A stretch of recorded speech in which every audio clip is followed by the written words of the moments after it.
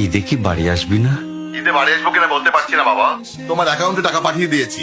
বাবা, আমার প্রমোশন হয়েছে, স্যালারিও বেড়েছে, পুরো 1 লাখ। আলহামদুলিল্লাহ। বাবা একটু লাইনে থাকো।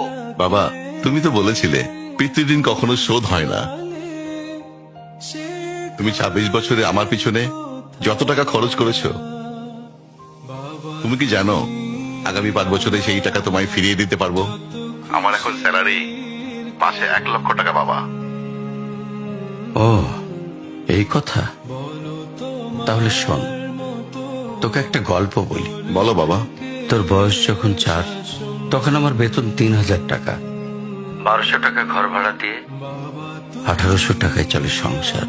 আমি আমার সাধ্যমতো সারা জীবন চেষ্টা করেছি তোর মাকে সুখী করতে, প্রতি ঈদে কোরবানি দিতে। তোকে যেবার প্রথম স্কুলে ভর্তি করালাম, সেবারই প্রথম আমরা আমাদের কোরবানি দিতে পারিনি।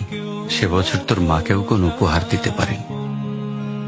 তুই যখন ভার্সিটিতে উঠলি, আমাদের অবস্থা তখন মোটামুটি ভালো, কিন্তু খুব কষ্ট হয়ে গিয়েছিল যখন আমার ট্রান্সফার হয়। রোজ রোজ বাসে চড়ে, পায়ে হেঁটে, ঘামে ভিজে খুব দুর্বিষহ লাগছিল। একদিন শোরুম থেকে একটা বাইক দেখে আসলাম। সে রাতে আমি স্বপ্নেও দেখেছিলাম আমি বাইকে চড়ে অফিসে যাচ্ছি। পরের দিন তুই বায়না ধরলি, জার্নি করতে তোর কষ্ট হয়। তোর কষ্টে আমারও কষ্ট হয় বাবা।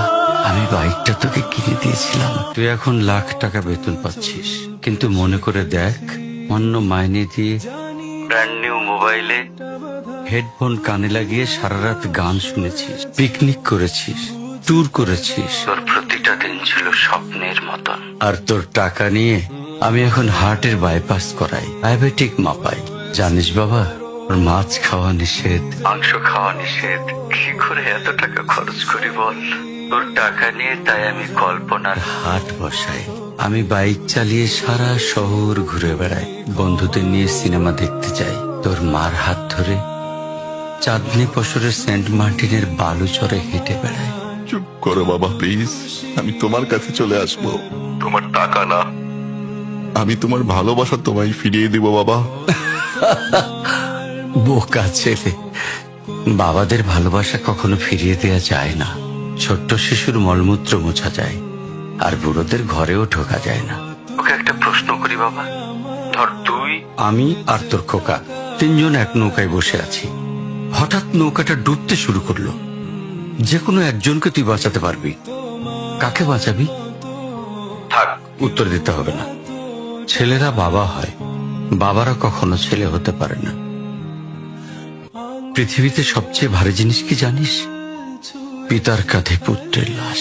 আমি শুধু জায়নামাজে বসে একটা জিনিস চাই, আমার কবরের ঘরটায় যেন আমি আমার ছেলের কাঁধে চড়ে যাই।